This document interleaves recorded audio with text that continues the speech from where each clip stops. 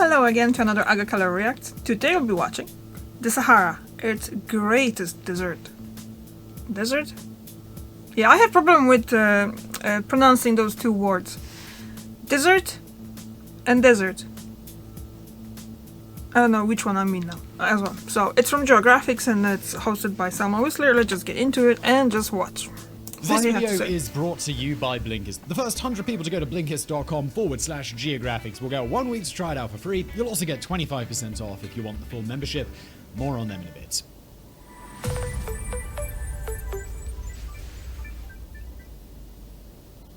It's the largest non-polar desert in the world, covering the northern third of Africa. The Sahara is a true behemoth. From north to south, it stretches over 2,000 kilometers. From east to west, it's 2.5 times that size. For most people on Earth, it's about as close to the platonic ideal of a desert as you can get. It's no accident that its name derives from the Arabic word Sahara, literally meaning desert. Yet no mere word could sum up the vastness, the sheer remoteness of the Sahara. Excluding the Nile Valley and the coastal regions, it's thought that only 2.5 million people live here in a desert roughly the size of the United States of America, including Alaska and Hawaii. In other words, this is one big mother. But despite covering 8% of our planet's land, the Sahara remains a mysterious place. Even now, there's a lot of debate about everything from how old it really is to how it came to be so barren. Well, grab yourself some sun cream, because today's Geographics is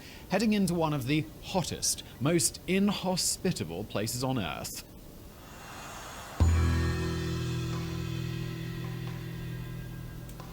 At the top of Africa lies one of the greatest deserts that has ever existed. The Sahara is a world unlike any other. Its name alone conjures images of sweeping sand dunes, camel trains, and ancient oases shimmering under a burning sun. For millennia, it was a place of mystery, a great sandy barrier cutting ancient Europeans off from the world beyond. At least, that's one way of looking at it. As we're about to see, where the Sahara is concerned, there are multiple sides to every story. The first misconception you might have about Africa's Great Desert is that it's primarily composed of sand. In fact, those images you're used to seeing in those travel shows only form a relatively small region of the desert proper. Now, this is relatively small in Saharan terms. At 25% of the desert's total area, the sandy parts still cover roughly 2.2 million square kilometers, or an area about equal to Alaska and California combined. But make no mistake, the vast majority of the Sahara is made up of rocky plateaus, not sand dunes. The second common misconception is that the desert acts kind of like a barrier, an impassable blank that separated the world in pre-modern times. Yet this blank space was more alive than you'd probably expect. Even back at the dawn of civilization, the Sahara was at the center of a web of trade networks that were vital to history. Great caravan trains hauled ivory, gold, and slaves north from sub-Saharan Africa. Far up on the Mediterranean coast, ships would dock laden with wine, textiles, and olive oil to be shipped south across the desert ocean. The ancient Romans would even get exotic beasts imported through the Sahara for their circuses. The Sahara, then, was a living place, alive not just with the few animals hardy enough to survive, but with humans too. When you consider the harsh climates, this is actually pretty remarkable. The majority of the Sahara receives an average of under 70 millimeters of rain annually, and of course, it can get pretty damn hot. But it isn't all just heat and dryness. The Sahara's climate hits other extremes too. Across any given day, temperatures are liable to swing up and down by 20 Celsius. Over an average year, you might experience everything from minus 15 C to plus 50. For our American viewers who still think in Fahrenheit, just imagine going from a damn cold winter's day in Toronto to a damn hot summer's day in Death Valley. But then, wild swings are kind of just the Sahara's thing. Take something as simple as its size. Every year, the desert shrinks and grows as it cycles between its dry and wet season, pulsing gently like a giant heart. Unlike a heart, though, its long-term trend is towards growth. A 2018 study found the Sahara's overall size had increased by 10% since 1920. But we're not here to talk about the Sahara's future just yet, or even its present. First, we're going to dive into its past.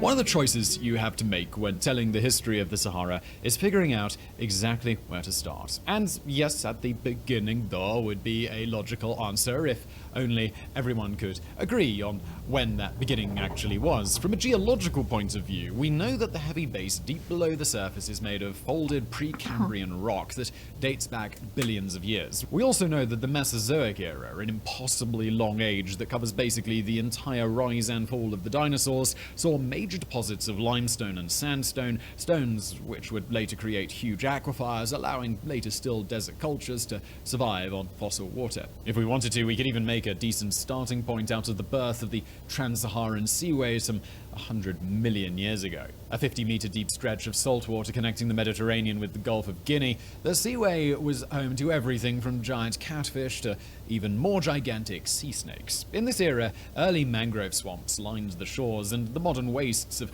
northern Mali would have looked like Puerto Rico, or at least a version of Puerto Rico minus the cruise ships and overweight tourists. Cool as the Trans-Saharan Seaway is, though, it was dried up and gone by the time 50 million BC arrived. Which brings us to the desert itself. When did it actually begin?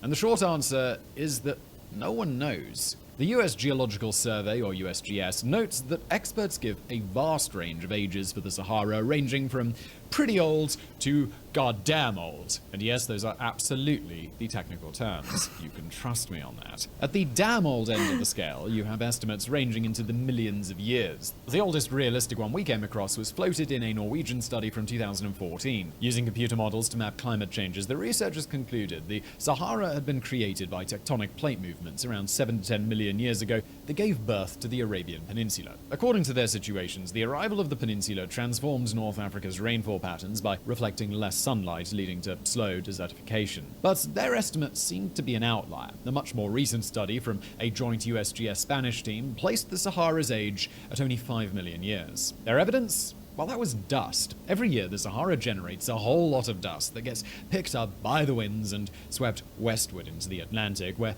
it ends up dumped on places like the Canary Islands. Since this dust has a major effect on global ecology, we'll be returning to it later in this video, but for this section, the important thing is that this dust leaves identifiable layers in the ground. In 2020, the USGS Spanish team found these layers on the Canary Islands, dating back no later than 4.8 million years. In other words, the Sahara, as a big arid place capable of producing noticeable quantities of the stuff, must have first appeared around that time. Although millions of years separate their estimates, both of these studies place the Sahara's birth way back in the distant past. But others think it came to life much closer to our own time. Others, like archaeologist David Wright, who in 2017 dated the true form of the desert back to only around 9000 BC. The mechanism that made the Sahara possible, in Wright's view, well, that would be goats.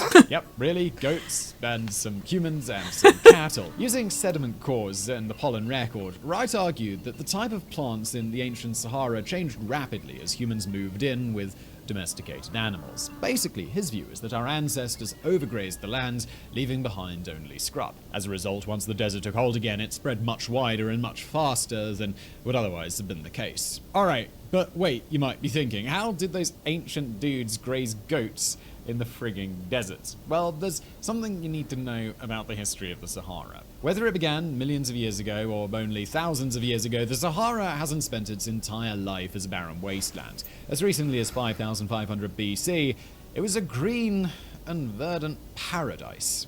And hey, if you want to prevent your big brain from becoming a barren desert, you'll want to read plenty of books this year. And if you want to maximize your reading abilities, you need Blinkist. Blinkist is an app that offers easily digestible 15-minute summaries of all the best non-fiction books in the world. There's more than 3,000 of them in this app, and you can either read them or listen to them. Personally, about 90% of the time, I just listen. It's kind of like a podcast or an audiobook. I just plug in my headphones. Usually on my way to work or going back from work, I'll plug into one of the latest Blinkist books that I'm listening to. And there are 14 million active users currently using Blinkist to get the best insights and need-to-know info from thousands of books, from self-help to business to health. Whatever you're into, it's on here. For example, on my Blinkist list for 2021, I have one right here. It's by Janice Kaplan and Barnaby Marsh. It's called How Luck Happens, and it's a whole book on basically creating luck for yourself, but it's compressed into a 13-minute package that you can either read, which we've got right here, or you can just click these headphones in the top right.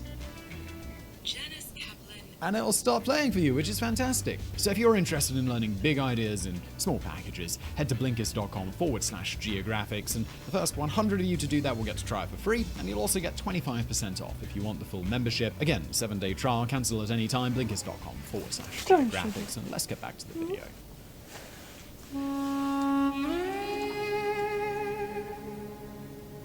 If you stepped out of a time-traveling DeLorean in North Africa around the year 5500 BC, you might feel pretty damn confused about where you were. That's because the Sahara back then wasn't a desert. Rather, it was a vast and fertile savanna. In this era, there were rushing rivers and vast lakes where today only exists barren rock. There were grasslands dotted with wild animals. That this paradise ever existed is thanks entirely to a minor tilt. As our Earth spins through space, it doesn't do so with the North Pole pointing directly upwards from its orbital plane. Instead, our planet lurches along like a drunk uncle at a wedding, tilted to one side, although without the awkwardness of trying to hit on the bridesmaids. Over the centuries, our drunk Earth wobbles back and forth slightly, its tilt varying, per NASA, between 22.1 and 24.5 degrees. The upshot, the northern hemisphere swings between getting more and less sunlight in summer. When Africa's summers get more sunlight, it affects the Western African monsoon season, creating something known as African humid periods when everything gets wetter. In North Africa, these periods are also known as the Green Sahara because it's when everything bursts into life. That means this desert is forever oscillating between the Sahara we know and the one far more hospitable to life. Recent work with core samples at MIT have proven this invisible pendulum swings back and forth once every 20,000 years, nothing less than the heartbeat of the Sahara itself. The last of these green periods coincided with the dawn of human civilization. Although modern humans probably first set foot in the Sahara inconceivably long ago, like over 70,000 years ago, the coolest evidence we have of human inhabitation comes from after the last ice age. As the glaciers retreated, North Africa began to drift into one of its, hey, I'm a nice place to live now phases. As the Green Sahara spread, more and more humans moved in, created settlements, and colonized the former desert. In their wake, they left some of the greatest art in all prehistory. Saharan rock art is one of those rare things that gives you a real, if brief, glimpse into the lives of our most distant ancestors. Found across the modern desert in incredibly inaccessible places, this ancient art contains a record of animals and cultures long since lost to history. Although it came from very different groups, often living thousands of kilometers apart, it still displays distinct themes across several periods. The first is the bubulus period, or large wild fauna. Dating from around 10,000 BC to 6,000 BC, it depicts wild creatures in a naturalistic way, ranging from giraffes to buffalo. The second category mostly comes from the same period, but instead of animals, it features human figures with big circles for heads. Because people who research prehistoric art apparently love themselves an obvious name, this is known as the round head period. After that comes pastoral rock art, which lasted until about 2000 BC and mostly shows domestic animals. This is followed by the horse period, which, surprise, surprise, features mostly pictures of ancient Bojack. Ending around the year 1 AD, the horse period covers art mostly created in a Sahara like the one we know today, but the pastoral period Shadow, what you doing? Its artists weren't etching from memory or using their imaginations. They were simply recording what they saw every single day. A Sahara where farming was a way of life. Sadly, it was a way of life that was doomed to vanish. Around 5300 BC, the Earth's drunk Uncle Wobble began to tug the Sahara away from its green period. The rains grew rarer before stopping altogether. As their world dried up, most of the cultures that had made this art retreated, clustering around the Nile River Valley, where farming was still possible. By 3500 BC, the transformation was complete. North Africa was well on its way to becoming a desert again. It was around this same time that a great new civilization began to rise beside the Nile on the edges of the desert. A great civilization that would become one of the longest lived in the ancient world. They were the Egyptians, and their arrival heralded the beginning of the Sahara's first great culture.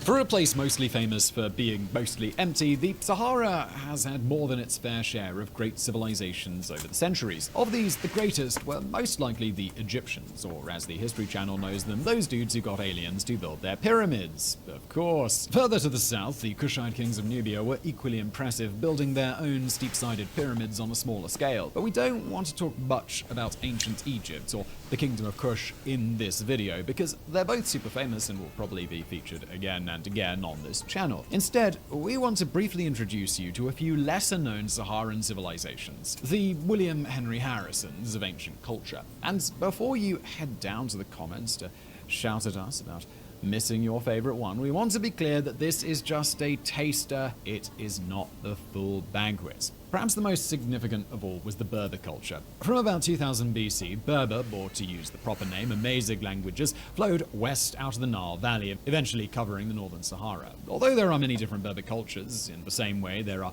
multiple European cultures, they had a few things in common beside language. One was their deities. Like in Egyptian culture, the Berbers worshipped figures linked to the sun and moon. Another common experience was a relatively antagonistic relationship with Rome. The name Berber actually comes from the Latin barbarus, or barbarian, which gives you some idea of what the Romans thought of them. While some Berber kingdoms would wind up falling under Rome's spell, though, others would outlive the empire. Perhaps the most impressive of these were the Garamantes. Descended from the Berbers, the Garamantian civilization is one of the greatest forgotten cultures of all time. Centers in the desert of what is today Libya and lasting from 1000 BC to the 6th century AD, it seems to have been the Sahara's first complex urban society to develop without a whacking great river nearby. We know from ancient writings and archaeological work that the Garamantes had agriculture, with villages and towns laid out around large stone forts. We know too that they reared cattle. At its height, their civilization covered around 650,000 square kilometers, or an area bigger than France, and was made possible by one thing. The Garamantes were geniuses at exploiting water. Remember our brief mention earlier of those prehistoric limestone and sandstone deposits that became aquifers? Well, those underground aquifers filled with fossil water, which Garamantian civilization figured out how to extract on an industrial scale. At their height, the Garamantes created thousands of kilometers of canals to channel this underwater water to farms without evaporation. On these farms, they grew wheat, date palms, barley, and more, creating a series of green oases in the harsh Saharan desert. As their civilization grew, they became the hub of a vast trade network, bringing tens of thousands of slaves up from the south to maintain their canals, along with luxury goods imported from the north. Impressive as their culture was, though, it was entirely dependent on all that underground fossil water not running out. When it eventually did, their civilization collapsed, vanishing for good by the 6th century AD. But this may have been for the best. Just a century or so later, the Muslim conquest swept across North Africa, destroying or absorbing all the holdout Berber kingdoms. Yet the arrival of Islam didn't mean the end of the great Saharan civilizations or the great Berber cultures. In the 11th century, a confederation of Muslim Berber tribes founded a part-Saharan empire that would spread all the way north to the modern French-Spanish border. Known as the Almoravids, their culture was super religious and puritanical in the extreme, eschewing most art forms, although surviving architecture in their old capital of Marrakesh has an austere beauty. Mostly what the Almoravids were into, though, was conquering. In the 11th and 12th centuries, they swept through modern Morocco, Algeria, and Muslim Spain, creating the basis for a great exchange between the deserts of North Africa and Al-Andalus. Unlike the Garamantes, though, the Almoravids didn't last long. By 1147, their capital had been ransacked by the rival Almohads, and soon after, they vanished into history. So that's three great civilizations, just to give you some idea of the kind of cultures this vast desert was capable of producing. We could go on, of course, maybe by talking about the great part-Saharan empires of Mali and Songhai, centered around Timbuktu. But this was only ever meant to be a taster, a quick glimpse into an age of empires that's long since passed. Now, though, it's time to turn away from history to look at something equally fascinating: how the Sahara affects our modern world.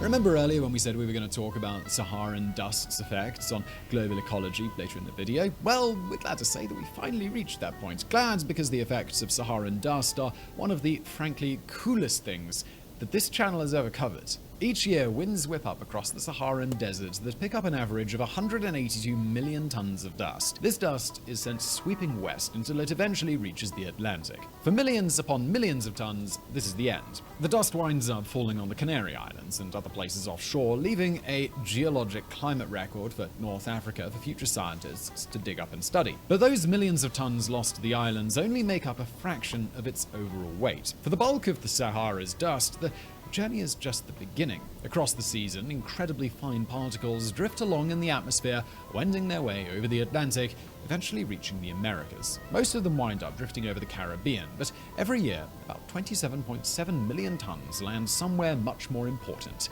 the Amazon. It's at this point that things get really cool. Despite being one of the biggest explosions of nature anywhere on Earth, the Amazon soil isn't super great in terms of nutrients. Most nutrients the rainforest needs to grow come from organic matter, such as dead leaves and other plants. But these don't deliver quite enough to sustain the Amazon's incredible biodiversity. For example, it's been estimated that the rainforest loses about 22,000 tons of phosphorus a year from its soils due to rain and flooding. That might not sound like much compared to the whole ecosystem, but it adds up. Over a single century, this yearly loss would come to badly affect plant growth if it weren't replenished. The key word in that sentence is if. Because guess what happens to replace it? Although Saharan dust comes from all over, the important parts are swept up in Chad's Baudelaire Depression. An ancient lake bed, the depression's soil is teeming with phosphorus. Every single year, exactly enough of it is swept into the air and carried across thousands of kilometers of ocean to replenish the Amazon's depleted supplies. In other words, the long-term survival of the lushest region on Earth depends entirely on deposits scattered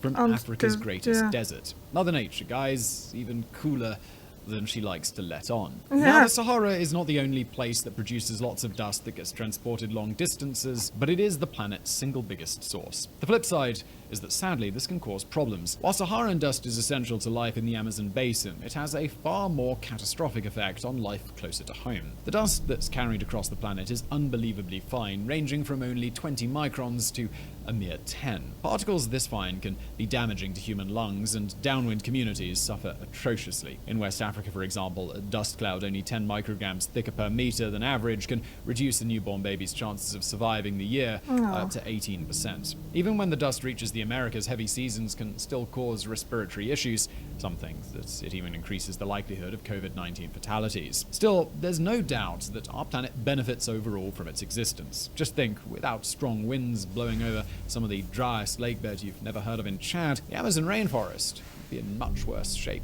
I mean, there's the butterfly effect, and then there's the Sahara Desert. Amazing as this is, though, it's just one facet of a desert that continues to fascinate the entire world. This is one of the most extreme regions on the planet, a desert that lies across 11 countries and influences the fates of countless more. It's a place where 20,000-year-old water can be dug up to supply an entire civilization, where great empires can rise and fall in the shadow of sand dunes over 300 meters high, and it still has more to give.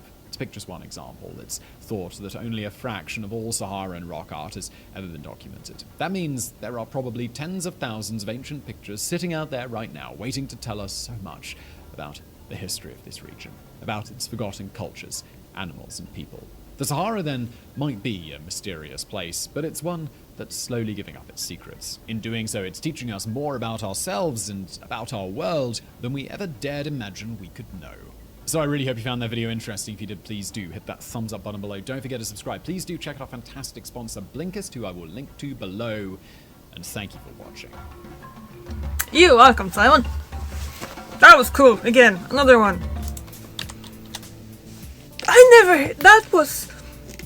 Excuse me. Sitting in one position makes me yawn. So, the fact that the Sahara Desert is important, like, it shows that basically a whole world coexists in some reason. And it's like, with the dust from Sahara resupplying Amazon with the phosphorus, it's amazing, in my opinion. Did you find that amazing? Because I did, obviously. Okay. What else to say? I don't know. That was really cool. Thank you very much for watching. I'll see you tomorrow. Bye.